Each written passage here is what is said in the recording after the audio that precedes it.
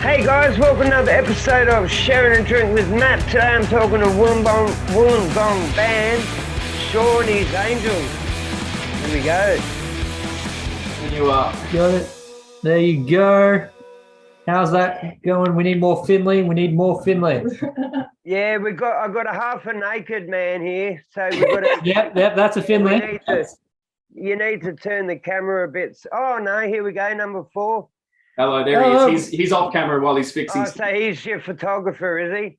Yeah. Well, better than that, we don't even playing guitar. So we're good. His house, his laptop, he's in charge. No, still need more Finley. Please, Finley. be gentle with me. I'm still pissed from last night. I went to Diamond Dogs. Actually, I just saw you this morning. I saw your Diamond Dogs gig on YouTube. Oh yeah. That's one. that was good. Yeah, from September. Yep. Yeah. We were young and spirited.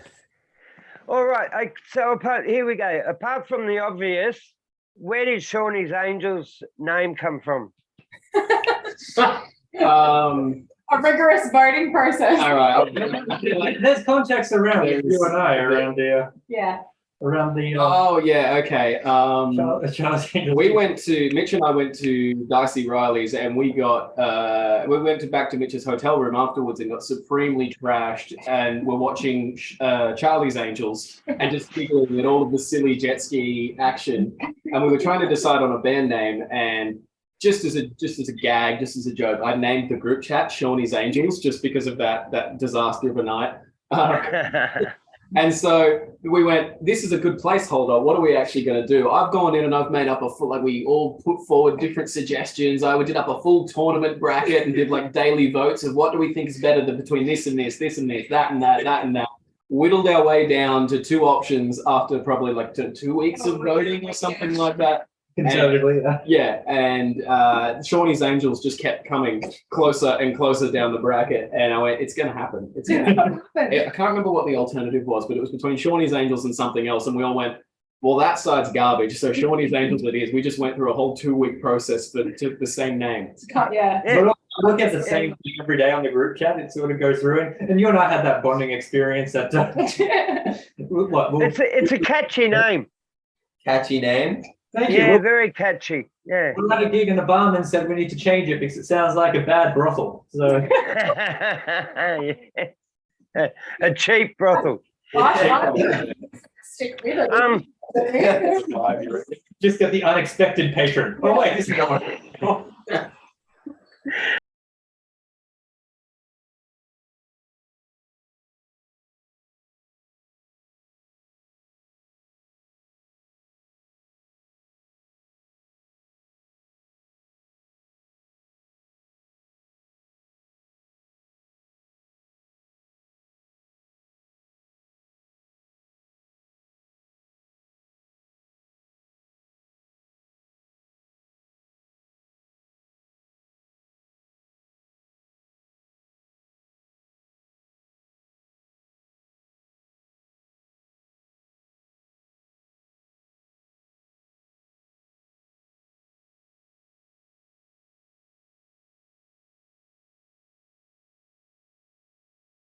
As well, so there's a lot of that in the brain as well, unintentionally.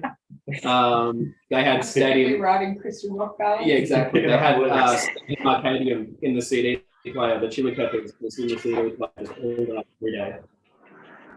Excellent. My mum is very much punk rock, and has followed, the same group of them since she was my age. She's a massive Screaming Jet fan, and that group, Angels, that sort of stuff. And my dad, Angels, yeah. My dad's pretty eclectic, and he goes from like sort of Australian country, sort of like the Wraith sort of stuff, all the way to Metallica and Megadeth, and he would go from Metallica one night to Wow. That's excellent, actually.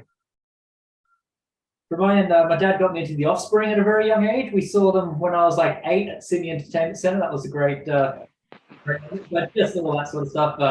I learned to play guitar by me and Dad just playing along to the American Idiot album by Green Day, just on repeat every day, Yeah, constantly.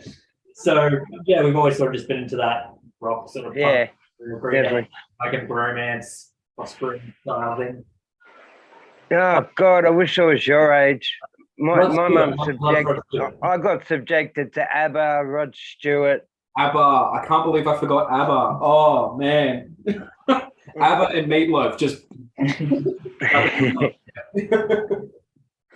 No, it was good because my mum loved her music and my dad was a chronic pisshead. So we were always, me and my sister, taken to festivals all the time by our parents because mum loved the music and dad loved his piss.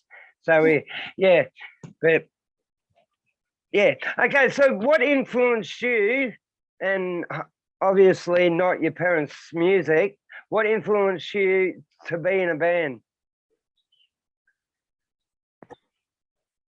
Far out. Is that a 1-by-1 or is that a group effort?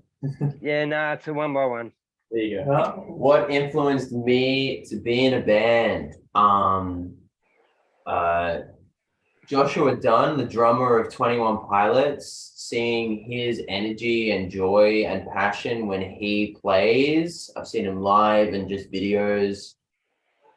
His specific energy just inspired me to be like, what do I want to do with my life? Well, I'd love to be in that kind of mood. So I'd possibly say his performances inspired me to be in a band. Excellent. My younger brother, he's also a musician, so we've always been just back and forthing off each other, and it's always been joining like small, like little school group bands that you get thrown into, and then they turn into something else and that kind of stuff. So it's always just been just naturally part of what I want to do, just making music with other people, just for, always wanting to expand and be bigger, do more things like my brother, and take other projects as well. So, Yeah. I think for me, it was like the band unit was. I've always sung and created and been part of sort of like structured sort of projects like musical theatre and that sort of stuff. Really structured vocals, and I started mucking around with other musicians and doing solo stuff. And the band unit come from, I guess, wanting to create above what I could do on my own. I can't string the instruments. I certainly can't play drums like Finn can. So yeah, so to I guess meet a bunch of like-minded people that wanted to create and that I couldn't was that was sort of why I wanted to be a band. Yeah. Like before we get to you, mate, I know like we're all woke now and everything, but how was it hard? How was it being a female in this genre of music? To being a head, the singer of a band. How being a female, was there much obstacles, or is that fucking over and done with? Because remember when in the 80s and the early 90s, it was like no clit in the pit kind of thing. Yeah, you know what I mean? How was that for you getting into it? I think there's definitely a lot of women before me that have done the hard yards for us. To make it a much more welcoming sort of space for females to exist in now and create. We're still very early in our journey too. We haven't really, we've written and are tracking, but we haven't released the first album yet, and just about to have our first anniversary of gigging. So excellent. I haven't been exposed to too much, greatly positive, greatly negative in that terms. But I definitely think I'm blessed to exist in a space where there's been a lot of women putting in a lot of hard work to make it the welcoming space that I've been, Yeah. distance from, you know, I've been surrounded by a lot of all male bands, working alongside of us and with us up until this point, and had nothing but, you know, positivity and push forward and help and you know, nothing unwarranted of the sort. So Yeah. me at this point. Yeah, no, yeah, fair enough. Good answer.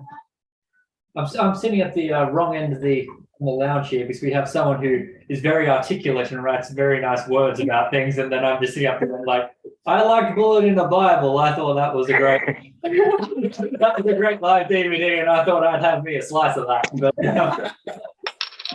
But that's how it works. But to say something more meaning, just to echo your sentiments of what we had just the previous question around, that is something that I have really enjoyed with every show that we play, with all the 90% of the time male only band, just everyone being super supportive and super into what you're doing, and no one being weird or hassling you about it or just exclusive. And I think it's still it's too early to tell. Early days, it's too early to tell whether that's going to be a. The four venues we played, But we started with being a band.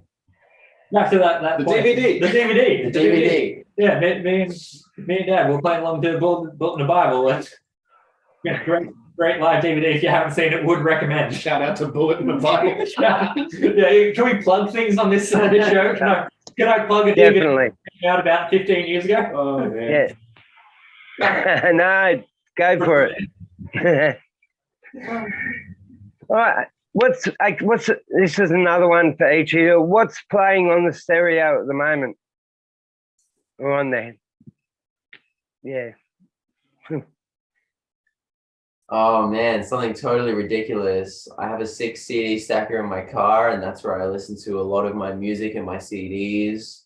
Then we've got some Madonna, some Empire of the Sun, plenty of Bring Me the Horizon, Sleeping with Sirens. Really some high drama. I love high drama, especially when they keep it relaxing as well. Yeah. Like, Yeah. oh, you know, I'm not too. I'm with it on how the world works, but I'm still being dramatic about it. Preferably in like a high pitched voice, but not like 80s metal high pitched, like you know, soft core high pitched. That's what's on my. Yep.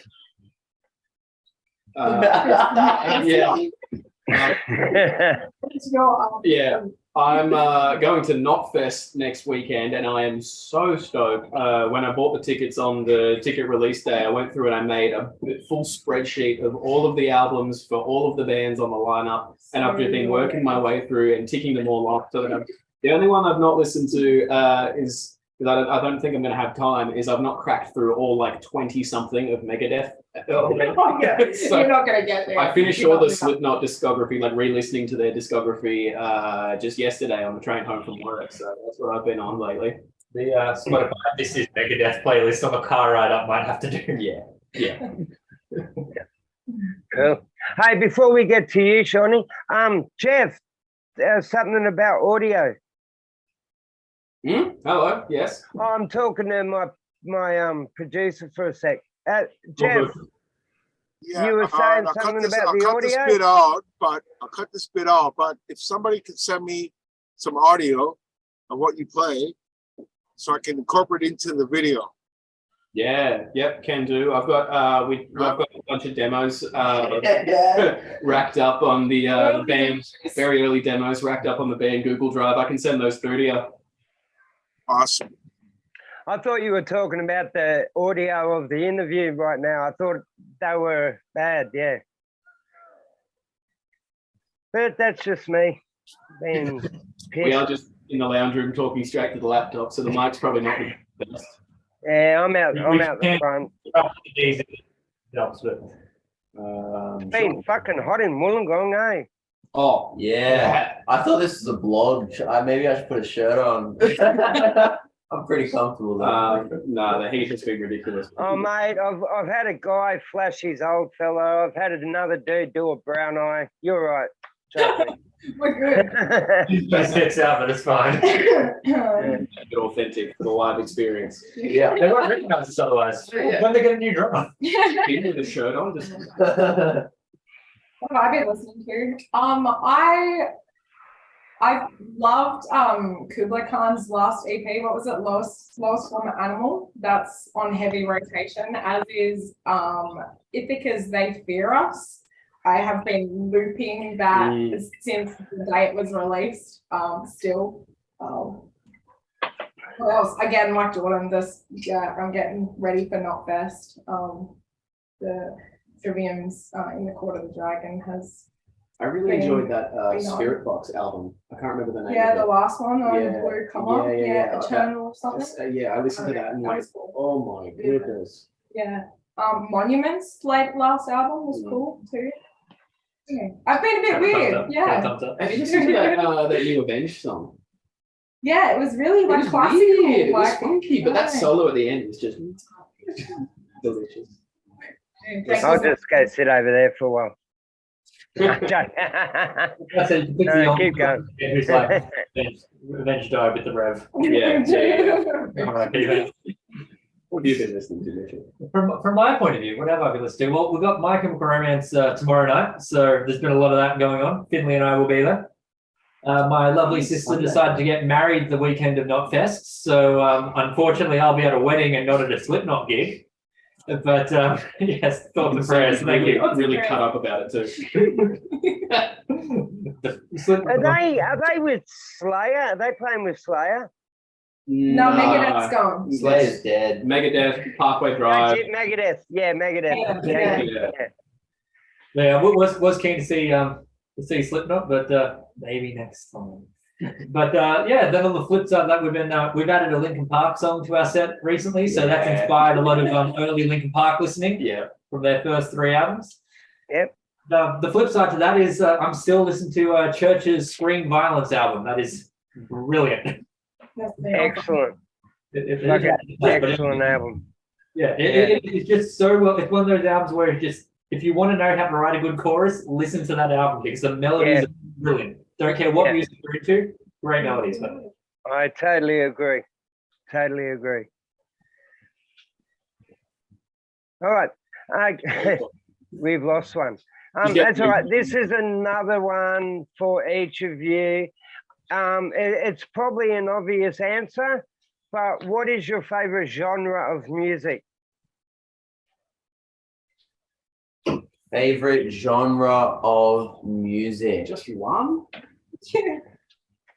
I would say for me, emo, because it's a genre and a lifestyle and a way of thinking. I like that genre because I think it encapsulates some of the punk spirit while also moving it more into everyday life, whereas punk feels like punk music is more just about a reaction to everyday life.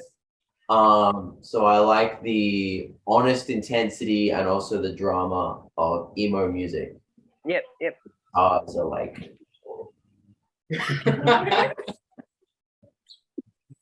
Yeah, I get that. I get it. Definitely. so you guys are doing. Yeah. He goes wow, I go boom. Yeah. Yeah, one genre is very hard to nail down. Like I can't. There's no overarching one genre. This is it. This is anything. I will jump between listening to like Slim Dusty and Johnny Cash to listening to like Polaris, listening to some like Parkway Drive, listening to metalcore stuff. If you had to ask me like today, right now, it probably would be metalcore at the moment because that's always a good solid. Like I love my Polaris. I was listening to Bullet for My Valentine in the car on the way here. It's always a good backup. It's always a good go-to. Yeah. Yeah. Sorry, before you answer. As you were saying about, you can't put it down to me. I say this a lot, but there are gems in every genre. Every genre. Every genre. Like I'm not into hip hop and that, but I have fucking so many songs that like have really hit me in that genre. Kind of thing. And the same with country music. Like I saw Casey Chambers. Yeah. And she did Eminem's Lose Yourself. Yes. Yeah, cool. Have you seen that? I haven't seen that yet. We're looking that up. That sounds so. We're going to put that on the TV. It's fucking brilliant, man. She starts off just with a banjo and does it. And, Yes. and it wasn't until the rest of the band jumped in on the song that I realized, oh, fuck, this is Eminem's song.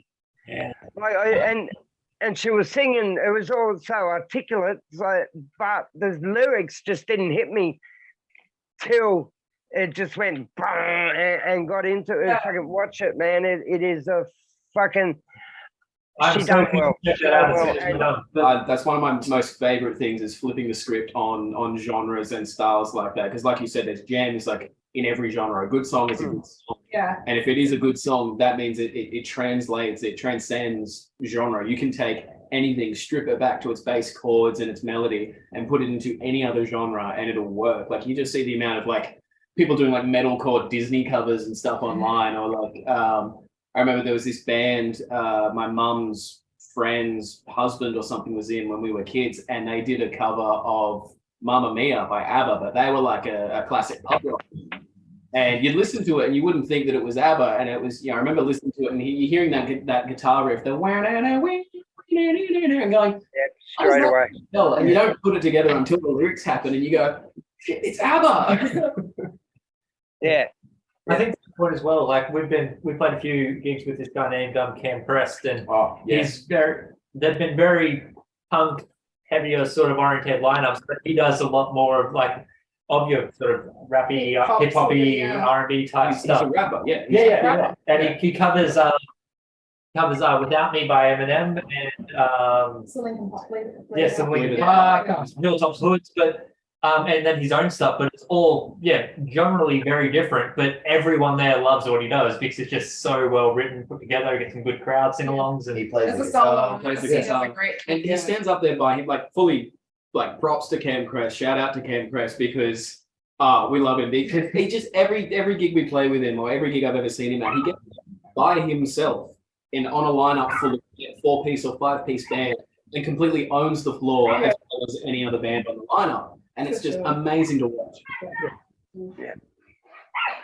I'm Well, very hey, sorry, again, I'm jumping in. You guys have played at Diamond Dogs, yeah? Yeah, Yeah. like 2 or 3 times now, I think. 3 times. Yeah, you know, the Lockie, the sound man? Yeah, yep. Well, last night we went there and most of the bands had pulled out, like Ruckus pulled out because their bass guitarist had broken a rib or something. There was only 2 bands, Headbutt and Top Naval. But to make the evening long, like to keep it going, Lockie got up and did this big solo set, and that guy is talented, man. I wish I was there. That sounds Just awesome. had these iPads and shit, and it was fucking great. It was. awesome. My band got asked to fill in for Ruckus, but we couldn't do it. Radiant got asked. I'll send you a photo later. The guitarist ended up turning up, and he was throwing cans at Top Naval, but my head was in the way at least 3 or 4 times. So I got hit, yeah. And then I walked down the stairs after the gig, and he's, those big green electrical boxes? Yeah. Yeah. He was passed out on top of one of them. And I thought, nah, fuck you, I'm getting you back for those cans, man. I'm putting this on Facebook. just close range. Yeah, well, Diamond Dogs, you can't get any closer, really, can you? Like, spit from one end to the other. Sorry. A friend of mine was hit in the face by Corey Taylor's water bottle. That was his claim to fame. We'll sit in the crowd watching it. He took a sip and just threw it, and we're like, "Oh wow, that's coming close well." You can't guess the trajectory either when they start spinning with a little bit of water in the end of it. It's like, whoa. Well, this is a great YouTube question. What question were we up to? Nez was about to talk about. Genres. Genres. I was just gonna Genres, say, yeah, I'm very much like you and what we're talking about. There's definitely gems in every genre, and I mean, like, I'm definitely like, I wouldn't say I'm into hip hop. I love what NF is doing. I wouldn't say I'm into, this, but I love what's doing, and I'm very eclectic and all over the place. And I mean, I love Bowie, and I have inspiration and highlights in everything, but I always end up coming back to hardcore, and there's something about I don't know, like rhythmic patterning and just that that chug and that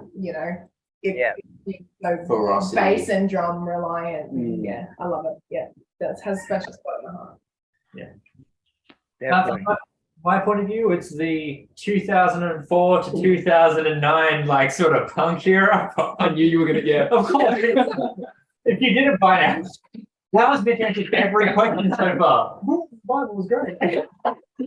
But yeah, very much that. But lately as well, that's been very much mixed in with things like Church's last album, Lana Del Rey's Owen fucking Rockwell That album. was Again, brilliant. That brilliant. was It's just beautiful. a great example of Billie just Eilish's last one too. Yeah, like that- just conceptually, just They got me thinking about Billy Talent as well. Well, But that's a quite a rotation. Yeah.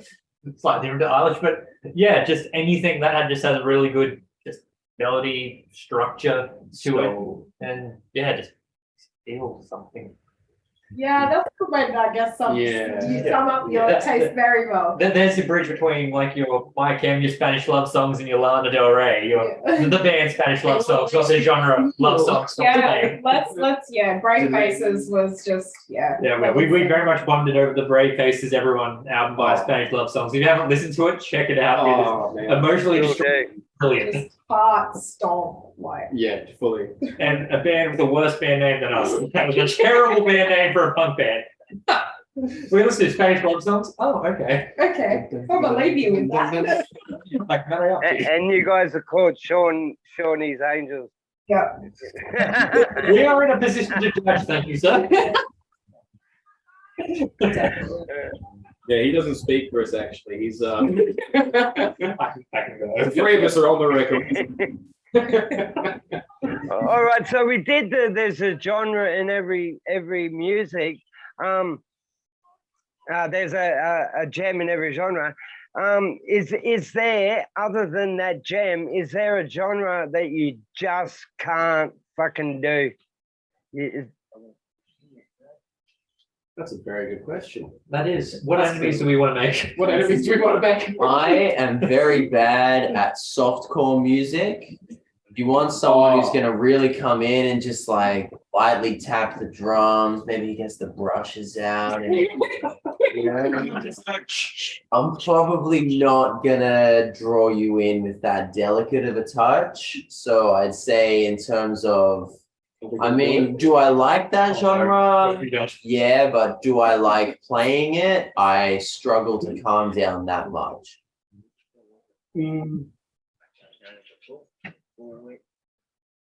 Yep.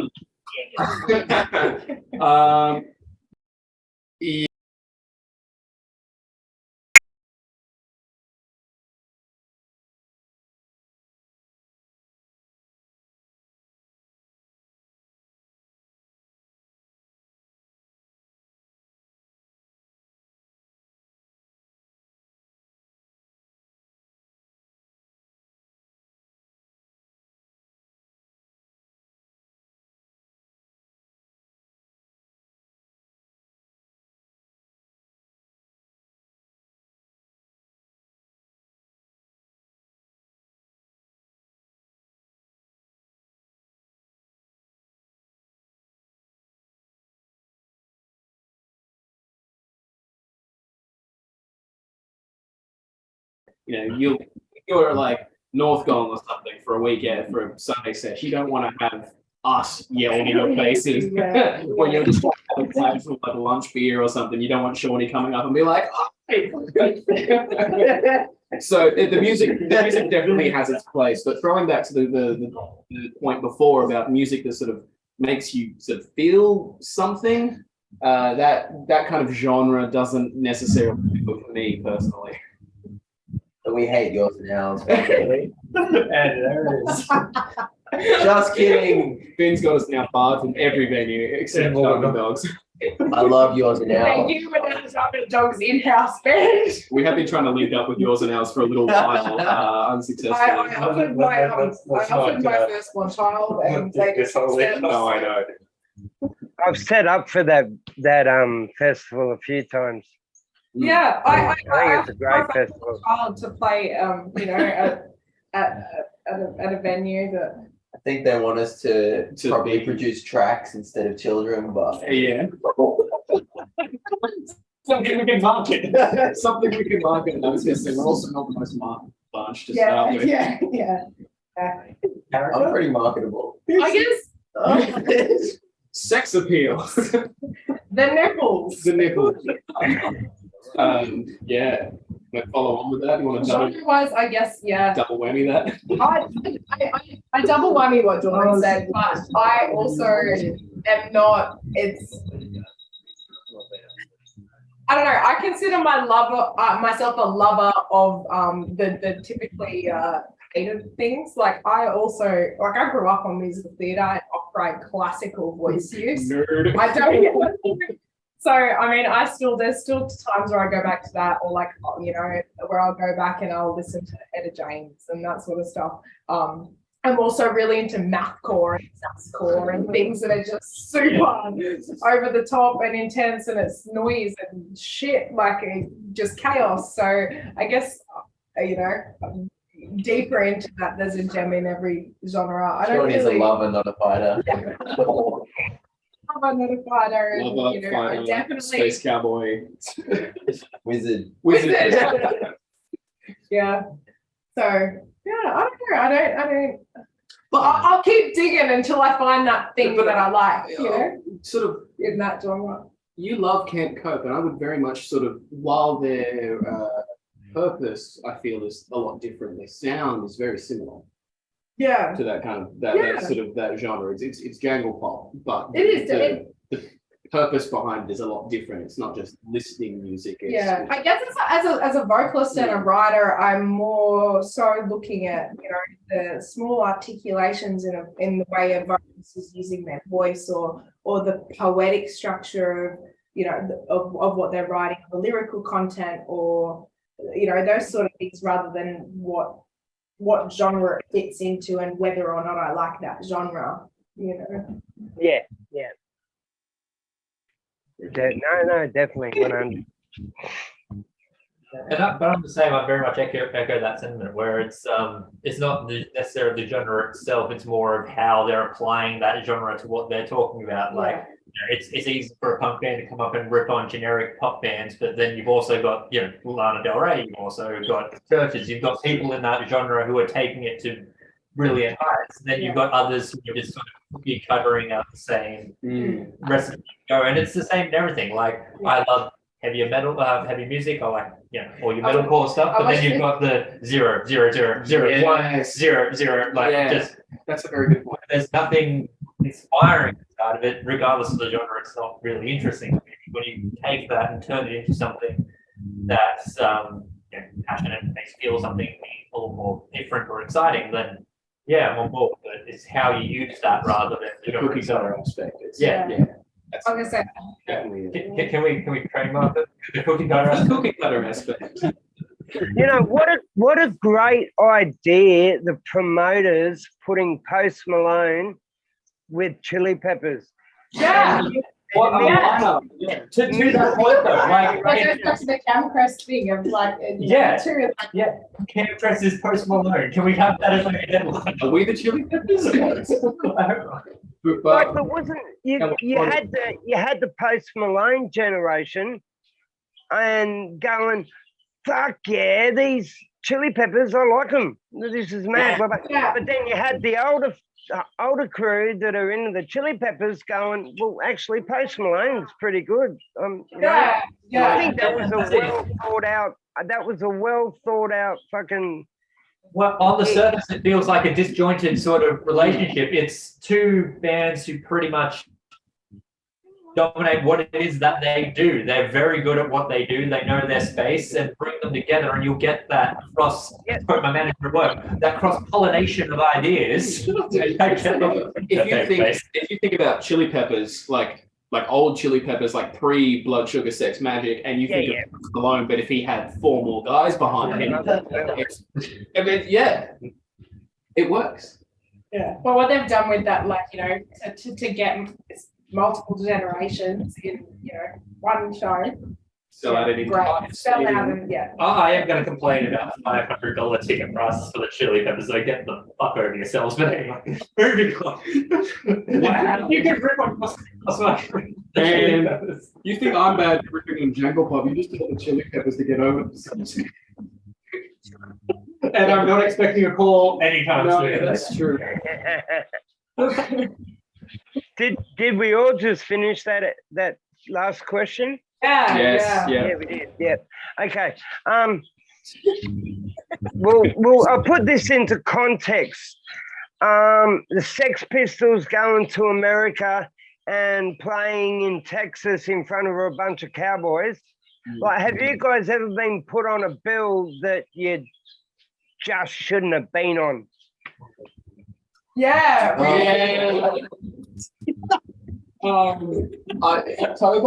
October last year. Gig 3. Yeah, it was like our 3rd gig or something. I don't know. Battle of the Did we Bands. sign ourselves up for that? I don't know. Battle of the I Bands. think we Somehow we got onto it. we emailed something. We signed ourselves up to it It somehow. was sort of that No. like mad early rush of like, we're Yeah. a new band, we haven't got anything tracked yet, we're trying to find sort of anyone that'll take us. Like, It was a let's Facebook just, post. yeah, it was. I screenshot it and got excited and said, let's do this Battle of the Bands. And if we win the Battle of Bands, we get to play at the I-98 Convoy Day. It was very fantasy band.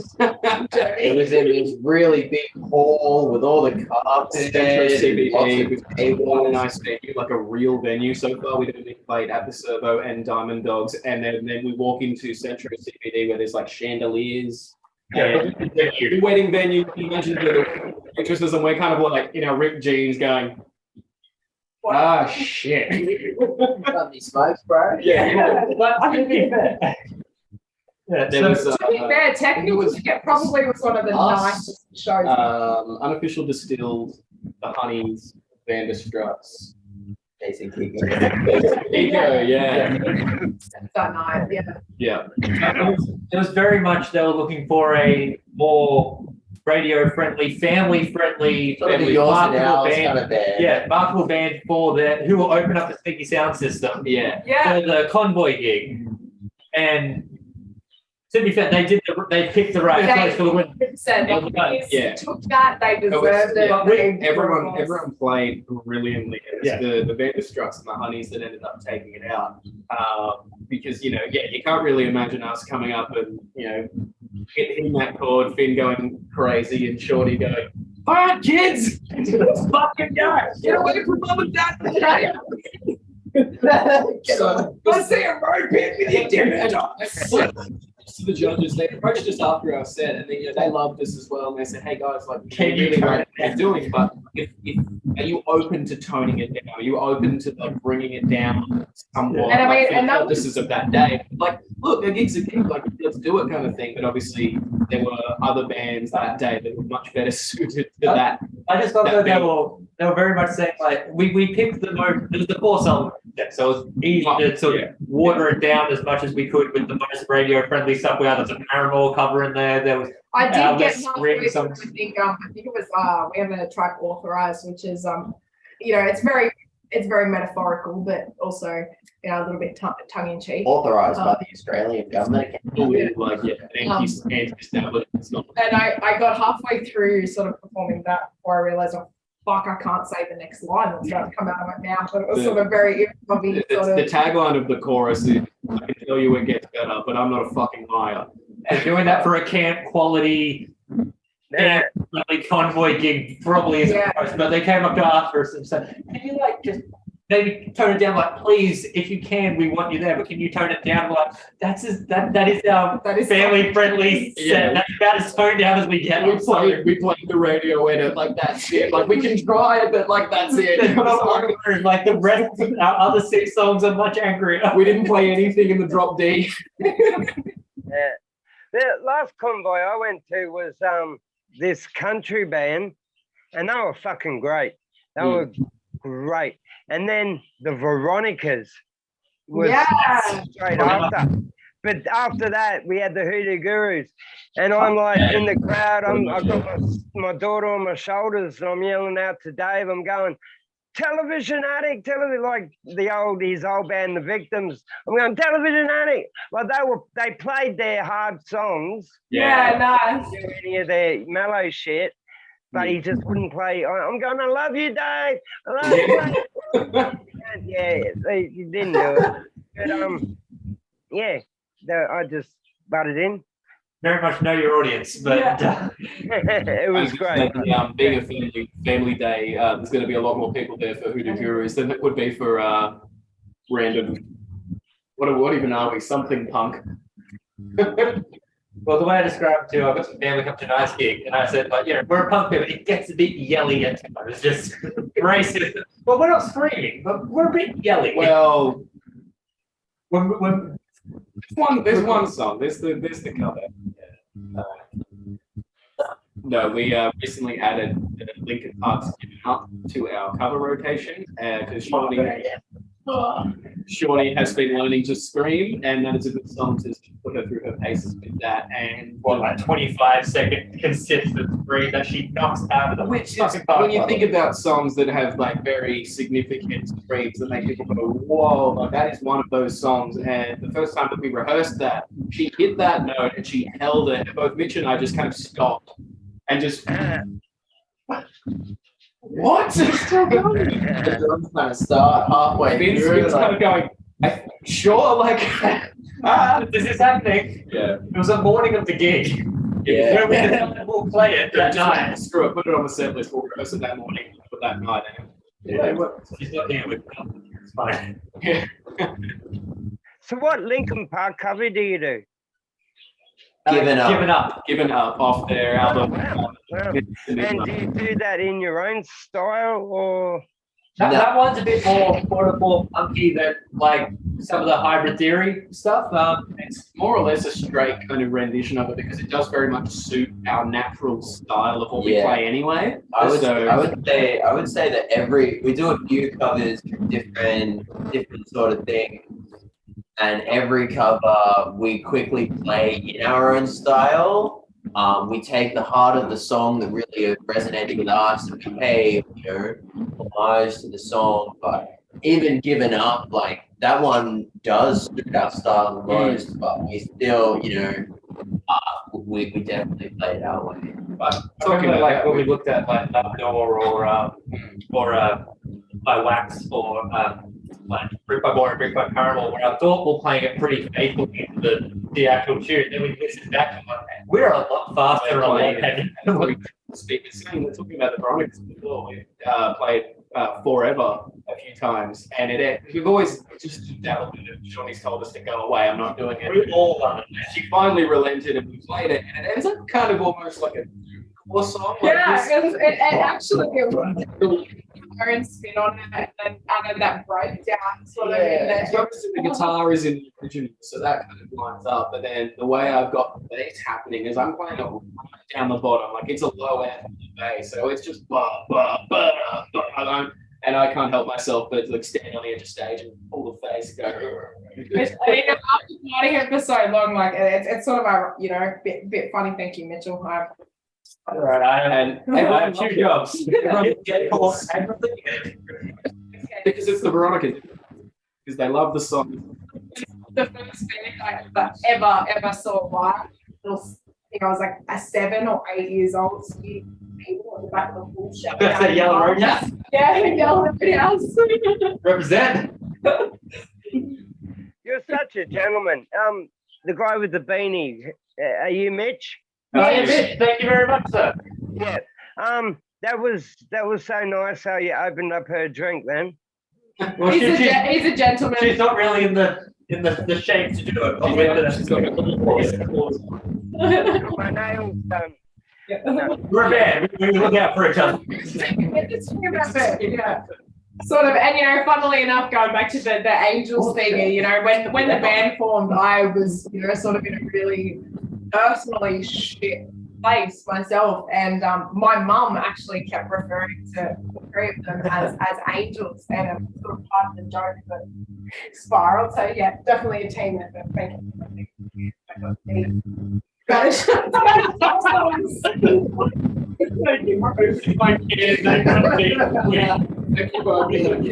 what's in it? Trauma. So that was good. My actual first gig was when I was 7. It was a family fun day on Sydney Harbour. And it was John Paul Young, Ted Murray Gang, and Bon Scott's AC/DC. I was only 7. So this is, when... How old, 7? Yeah, my cousin's 7. You'll see him shooting his And little. they were on a raft. They were on a raft out on Sydney Harbour. Yeah, Oh, that'd be insane. That's cool. What year roughly? Just so I can place what AC/DC album you were talking. You would have seen.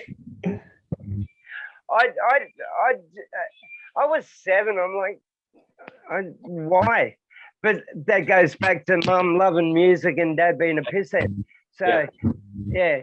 But no, that was my first ever gig, and I think that's what shaped my love of music. This is a question that's usually gets people in trouble as it goes along. But You already fucked that up. So. Yeah, we already So we're a band you've never heard of. Fuck everything. All right. What's your favorite venue? Ooh, that's a spicy one. Just a shout out to Diamond Dogs though about how they've recently redone the stage area to that. That's really kicked it up a notch. Like the first time we played there was very much. Diamond Dogs got my vote. Like again, it goes back to we haven't played that many venues yet. It's very early days, but Diamond Dogs have been nothing but, a personally great re-owners and sort of our staff and everyone that supportive. The sound has been great. The renovations they've done. The lighting's cool. It's just a cool little space. We've only played in like half a dozen venues, so I will echo that. Diamond Dogs is like you talk to anyone in the Illawarra, and Diamond Dogs is like a special. Well, depending on what. It's the best place for a punter to see a band. Definitely, it's definitely since Radbar was ripped out and punched to the heart. It's been sort of hard for any underground sound to have any stage space apart from Saturday. Yes, we did play those. We did play one of them.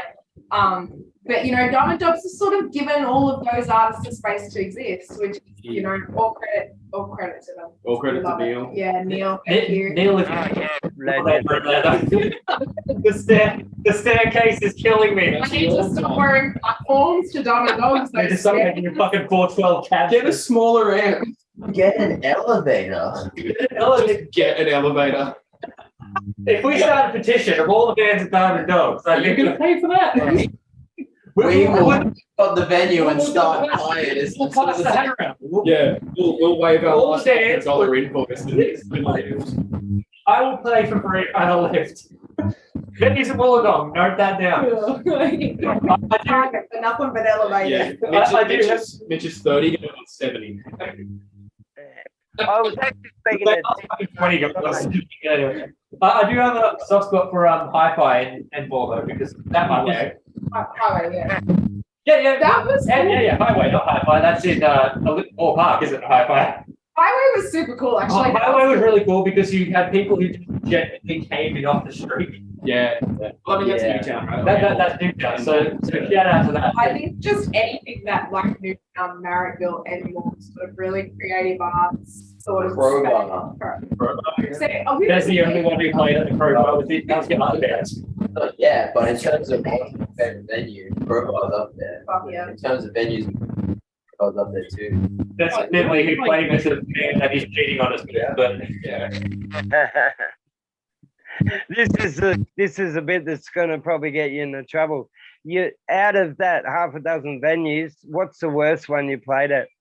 We're gonna, I instantly know the one that I want to talk about, but I'm not going to for diplomatic You were reasons. so anxious. And Mitch, Let's just say, yeah, you came up to I me can like, attest to, yeah, I can. Define worst though, like worst in terms of sound or place. There's a lot of factors here, and I'm just trying to be politically correct about it.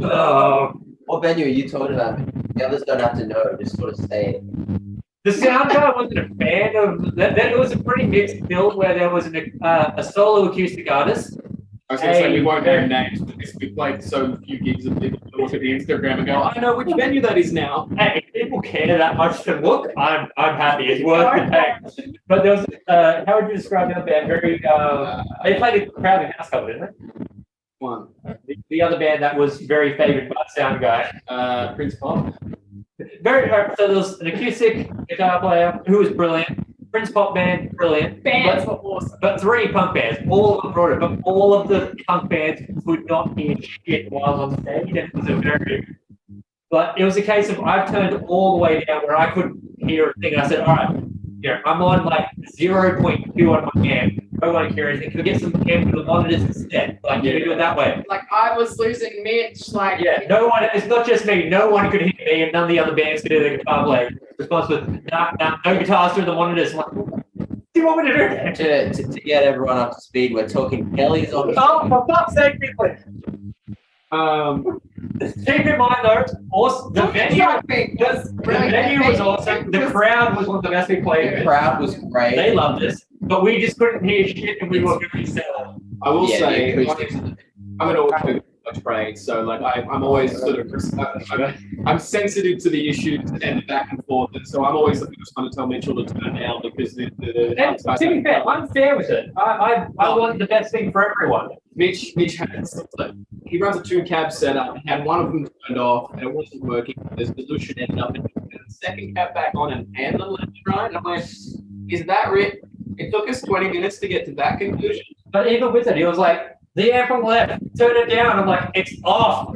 But I will say the sound out front for the punters. Yeah, brilliant. That's just us being babies. You know, room, but we couldn't hear ourselves, and it made for a very anxious gig. And there was It was so there was anxious that night. You were like, I was gonna say that was a stark difference between what we were playing, like, and how we heard ourselves to what was front house. Like my part, it's just like I was sick, like you sounded awesome. Can you imagine playing Brad Bar? You literally just play right just there. in the hole. Play as loud as you want. The audience aren't going to complain.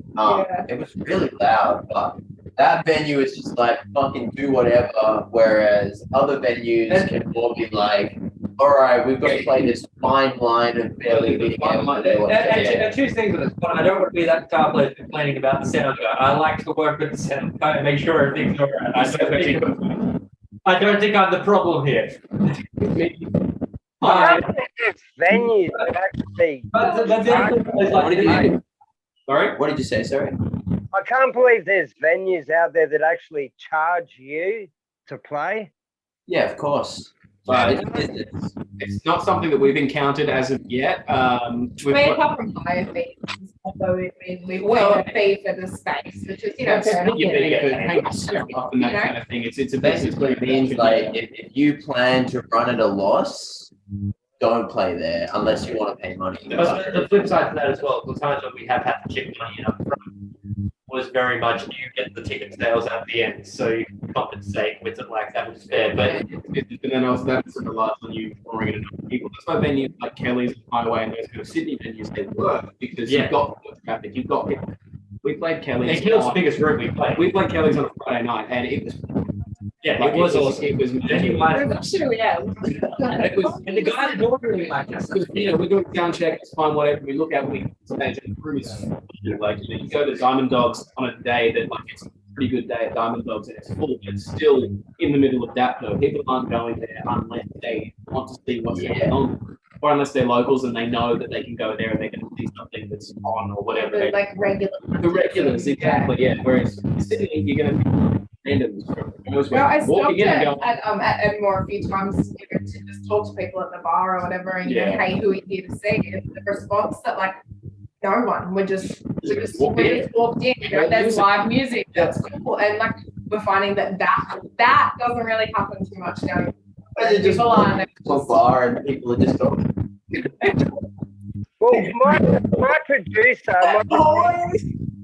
my producer said that you don't fuck with the sound man. Like that guy. I agree. And we work with them, but I think it's a balance. Yeah, because he's got the opportunity to make you sound good or bad. Yeah. And, you piss him off, he's going to go, well, fuck you. No, and every gig we go to, we do. I'm aware that I sound like arrogant guitar player right now. I promise you that's not the case. Mr. 5x12. Back off, mate. No, it's very much work with people, but I think it is that give and take of how we all make the best event for everyone. But we weren't the only band who couldn't hear ourselves, and we had a song that's quite syncopated in the drum beat, and that was an absolute fucking train wreck. New Year's Eve. Oh yeah. That was a big part of Hey, me. Do we do this the Shawnee or do we listen to Finn? Because they're both on separate times, and who do we follow? These two need to get into the sound guy's problem. Whatever the problem. It's a syncopated beat. They're meant to be out. Yeah, I know. Yeah, and then losing Mitch in that situation is just it goes all over the place. Yeah. Yeah. What's the funniest thing that's ever happened on in a gig? We're pretty serious. I don't know, my birthday gig. We played a gig on my birthday, which was super sweet. Begin with. Doing some wacky dick covers, and my partner, he's Getting everyone up on stage. Yeah, It's like the 24th. it was the 25th there, but Yeah, Diamond Diamond Dogs, Dogs. We had the and costumes. yeah. Like these guys all had halos on. I was trying to convince White fishnet gloves. Shawnee's partner Jake. I'm saying, all right, so we're gonna wear white and we're gonna get halos and it's gonna be full like. I need you to kind of like slowly push Shawnee into wearing like the full Goblin Queen outfit, and you didn't even have to try. She just rocked up. Yes. Yeah, so like, and even that night we had. We're going for angels, but we looked very in sync. Yeah. We looked very Justin Timberlake. I showed up, these guys looked like fucking a boy band from fucking 96. It was like. It was good. It was good. My, Jake, my partner, he was part of Drowning Atlantis. He jumped up on guitar and played a feature guitar part. We had Sightless, we had Big Mouth. We covered Green Day's Day. Getting like another band on stage, playing with us, and then I got off the stage, and their drummer played the drums with the guys. That was some cool stuff. Excellent. I think it was like 7 or 8 of us Yeah, on 8 of stage. us. And then we singing had Holiday. Cam Crest. I got down with Cam in the audience. Yeah, it It's the best I've ever heard Holiday sound too. Yeah. I didn't. Josh on the vocals. Yeah. Just Cyclist. Josh, yep. Shout out to Josh. Ruben on guitar. I think it's so funny to say because I think you and I, We run into each other every show. we rehearse at Top End in New Durham. Yes, man! Woo! But that stage we rehearsed on is much bigger than the stages that we play on. And Shawnee and I colliding mid-set is not a very rare. Mitch and I are both at the best of times too big. Yes, so we're on some roller skates. We're all over the place. Finn and I are over here just kind of like, he's Hold sitting it down. down, I'm just in my own lane, whatever. And these two are just Bump cars on On stage. your birthday, you just got the deck of my guitar. I'm like, Yeah, we both just like 2 drinks into it and it's fucking chaos. Yeah. so always stage collisions, always a fun thing. But we keep it pretty serious.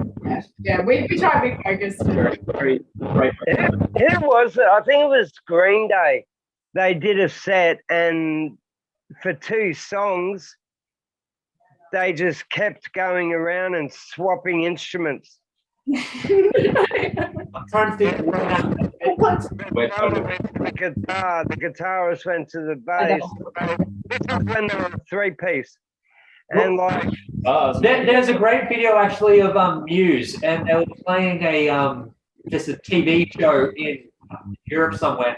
But they found out when they got to the gig that it wasn't live. They're performing. So yeah, they all swapped, and they were just very obviously not playing, and like the lead sitting behind the drum kit, like just pointing with the drumstick while Like, it's absolute Iron great. Maiden. Iron Maiden did that. I love it. I love it. Yeah, Iron Maiden did it. It was fucking excellent. Yeah. If we're going to make a joke of this, we'll make a joke of this. Don't worry. Yeah. Or even when Faith No More were on Countdown, like Mike. There's a lot of great old countdown videos actually where they don't even try to hide that they're lip syncing because it's known that's the thing. So Yeah, Make it just over the top. Yeah. Make it simple. all right. This is probably another one for each of you. You got the opportunity to put together a 5-band gig. Who are the 5 bands? Hey, they can be dead. They can be non-playing. They can be fucking. Sorry, my question. I try not to do the questions that everyone else does. So No. That's a good one. This is what we want. This is what we want. I like having to, think about it. All right, let's start with Mitch again. Yeah. I'm gonna go. you want to go last? Mine's easy. I'll just go to. Here, you got. I've already seen the gigs though, but it's like Green Day and My Jam to start off with. Churches will be there. Can I add myself to the list? Yeah, You have to put you on the. You have to put you on the. Can we open that? we're opening on every. We're opening. But yeah, One there's nil. the Green Day, My Jam. At the moment, I'm listening to a lot of Motion City soundtracks, so I'd like to add them to the list. As I said, probably Churches doing right now. Who's the last one? Silence. And there'd be one more, but it'd be a bit more of a wild card. I'm trying to think something big. Like there'd be the headline. Oh, there's a band. Here goes the idea of something big. But there's a band called Him. Or the Distillers. Would be fucking awesome opening the Distillers. Yeah. A band called Him or Distillers. That'd be my two. Yeah. I Distillers definitely. Depends if Brody answers our call first. But it's poetic like brand. There's That's not the a beauty of yes, it. no, it's just some vague like Yeah. between So we'll still get Distillers on the gig, but then we have this voicemail that we cherish. sample. It's just gonna be so dramatic. Yeah, are you going for the But there's I'm just going for like top favorites, so this is gonna be just sucked all over the Where are we place. putting this one, you guys? I Loathe. Let's chuck Loathe in there somewhere. I'm a big fan of what they do. To go from like such a great, I guess, like or sort of medical album to writing a relaxation album, a meditation album. I love Loathe. Love.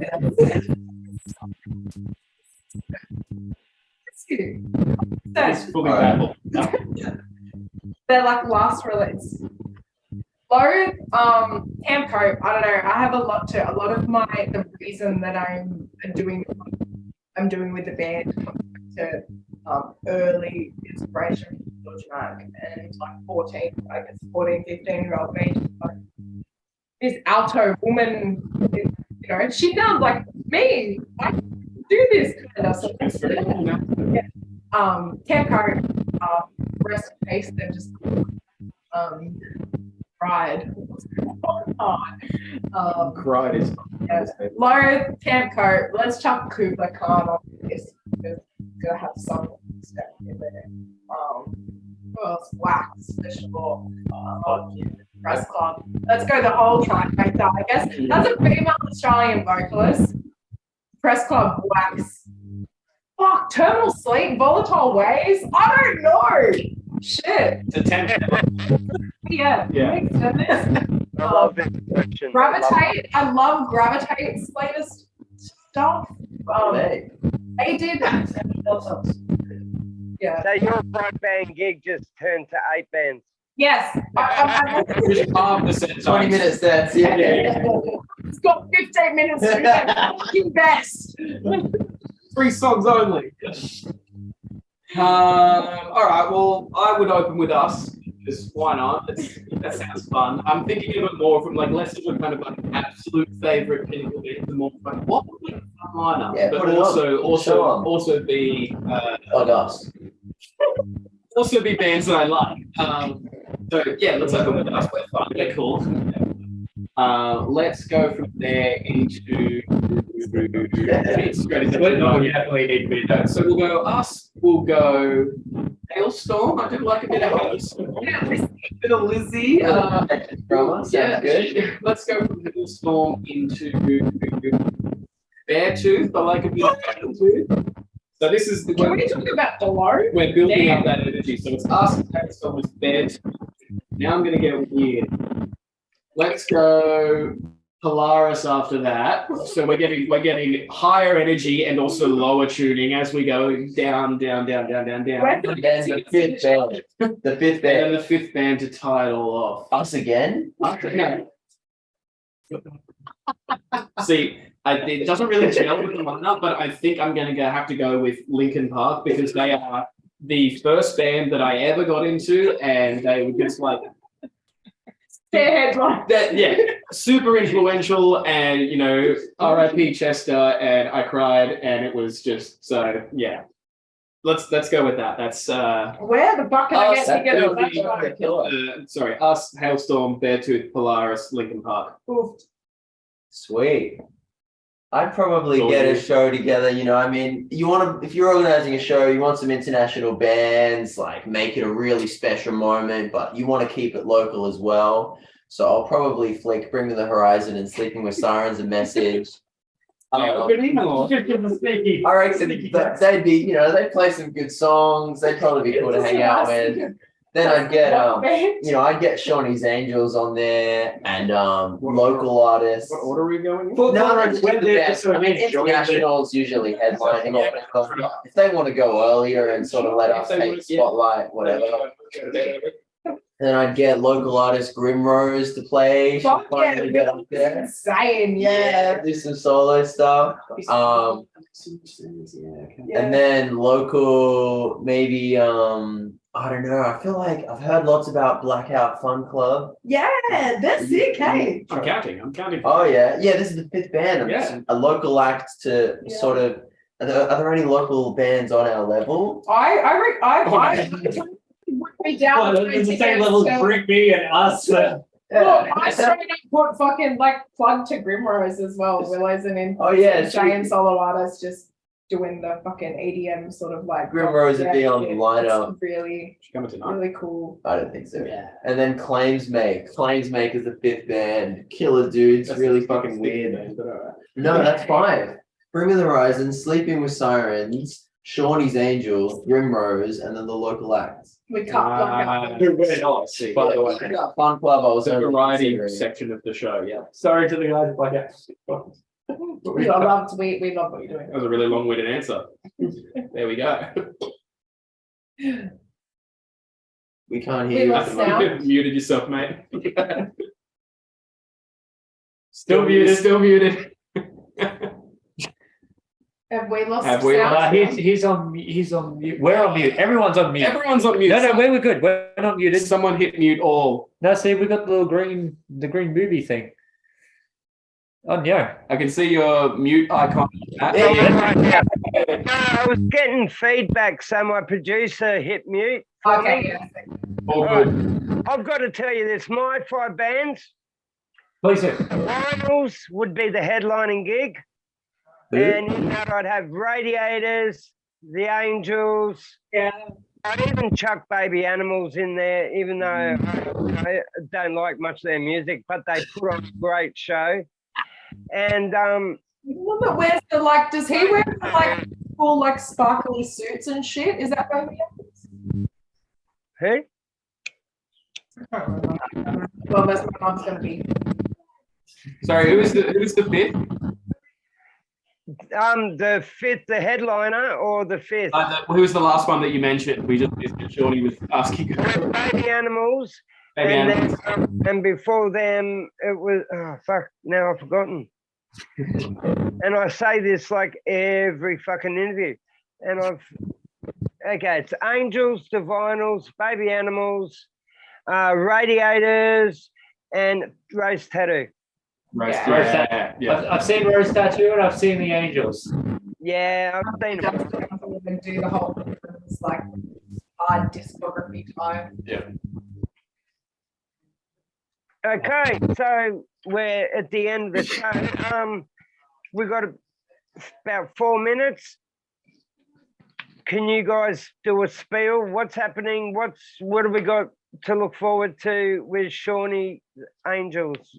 Moment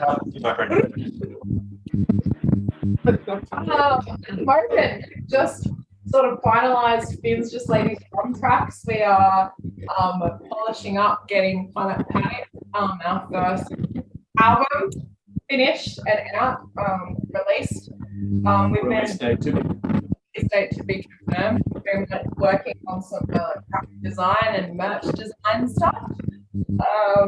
We've pending maybe Melbourne plans in the works. We're going to be at your local pub, wherever you are, wherever you are. We're going to be at your local pub. So we're going to be taking over the atmosphere, but in a way that makes you feel strong. Upcoming gig timeline. We have Servo Port Kembla tonight, the 18th of March. We are playing La La La for the first time. Clueless. I'm very excited. Very excited for La La La. Second, like a Clueless too. I think that's the 22nd of April. Yeah. And to add to that as well, they've opened up a new burger and ribs place across the road, which I'm very excited to try. When come, I think it's May. We're playing Servo with Radio Rejects and Top Novel and Birdsville, which is exciting. I'll be at that one definitely. Make sure you get that. Josh, good friend, and they're amazing. And DD, like I've interviewed Top Novel that many.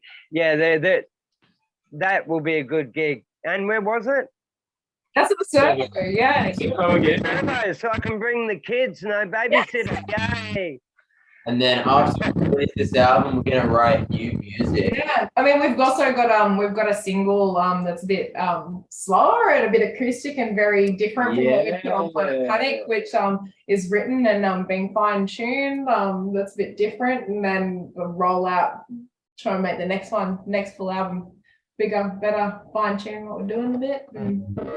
Well, we'll have to do a single review soon. Pardon, sorry?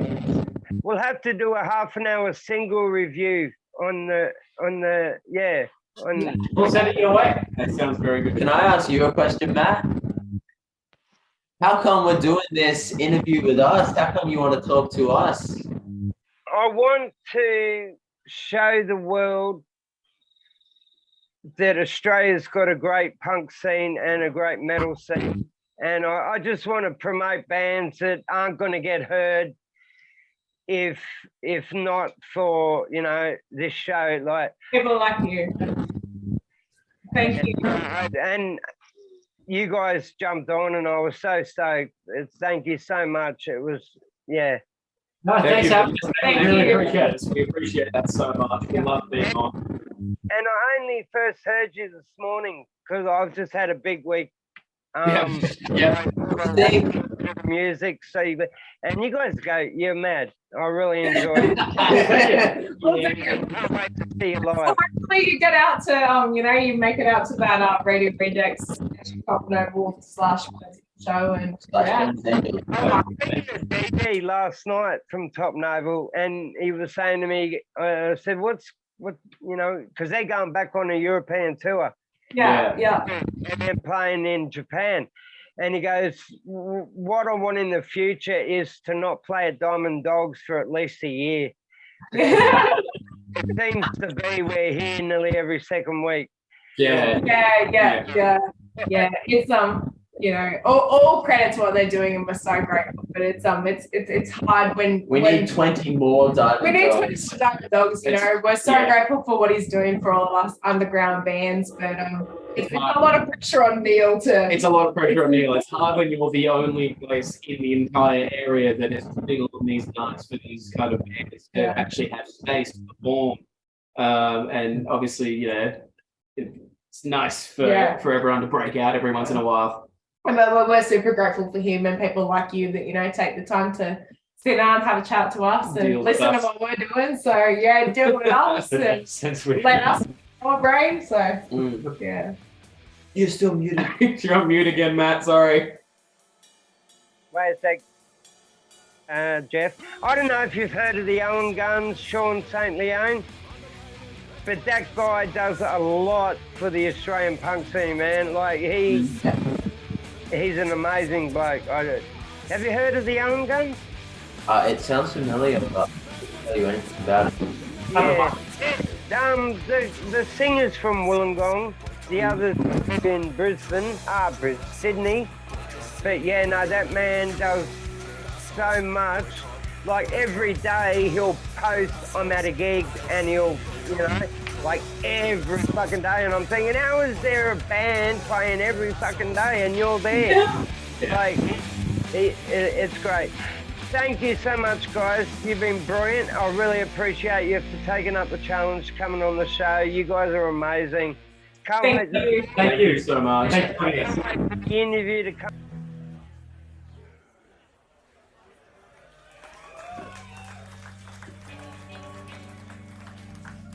Be sure he's loud.